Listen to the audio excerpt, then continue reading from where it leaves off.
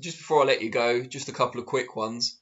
Article that you're most proud of, interview that you enjoyed the most, and toughest interview. I don't know. I think, oh gosh, article I'm most proud of. I really don't know. I think looking back, I mean, there's been a few fight reports where I've read them back since and thought actually that was okay. That was all right. I did do some of the columns I think which have been the most challenging to write have been perhaps ones that I'd be most proud of.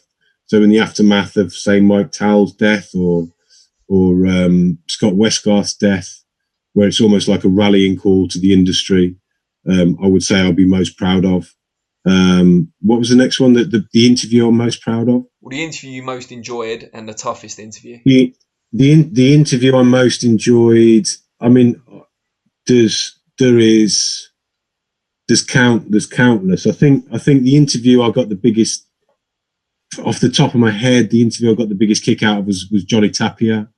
And so I got to spend some time with Johnny Tapia in Las Vegas, and then we kept in touch via the phone, and there was a few articles that I did with Johnny, and then we were talking about books and things like that for the future. And so that was that, you know, it was with great sadness when he died and what have you. So yeah, I got a big kick out of that. I think perhaps my favourite selection of interviews would have been in the early days at Boxing News when I went off to the WBC Champions event, and I stayed in Cardiff for about 5 days and stayed in the same hotel as George Chuvalo, John McGarvey, Jeff Harding, Shannon Briggs, and that was to this day that's still my favourite week.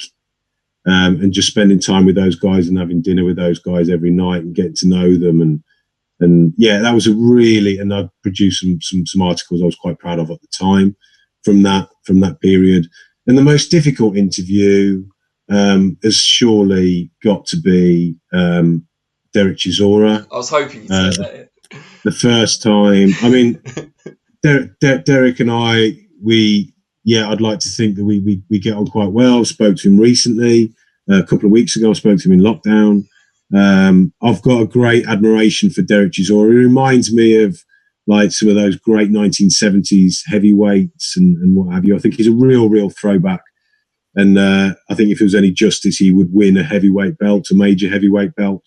But anyway, on this particular occasion, which was just before, I think he was due to be fighting, I think it was Vladimir. I think it was the aborted Vladimir Klitschko fight, and that had just been announced, or it was getting very close. And so I went along to spend the day with him in London, and he brought along a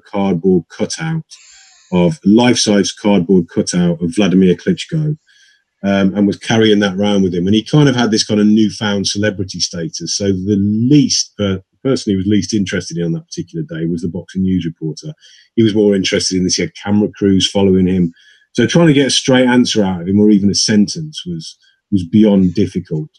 And in the end, he just left me. He went on to the London Eye, and I was just stood at the bottom of the London Eye, kind of waiting for Chisora to return. And in the end, I just thought, actually, I've got better things to do than this, and I just wandered off.